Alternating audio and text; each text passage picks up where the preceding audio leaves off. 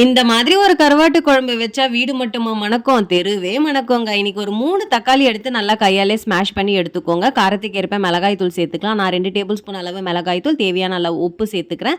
Lemon size அளவு புளிய already ஊற வச்சு வச்சிருந்தேன். அந்த தண்ணியும் நம்ம சேர்த்துக்கலாம்.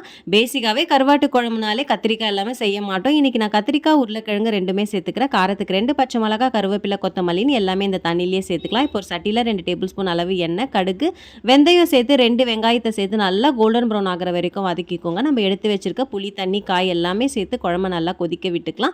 நல்லா கொதிச்சு காயெல்லாம் வெந்து வந்ததுக்கு அப்புறமா நம்ம வாழைக்கருவாடு தான் நான் இன்னைக்கு எடுத்திருக்கேன். நீங்கள் எந்த கருவாடு வேணாலும் எடுத்துருக்கேன். க்ளீன் பண்ணி நம்ம சேர்த்து நல்லா மிக்ஸ் பண்ணி விட்டுடுங்க.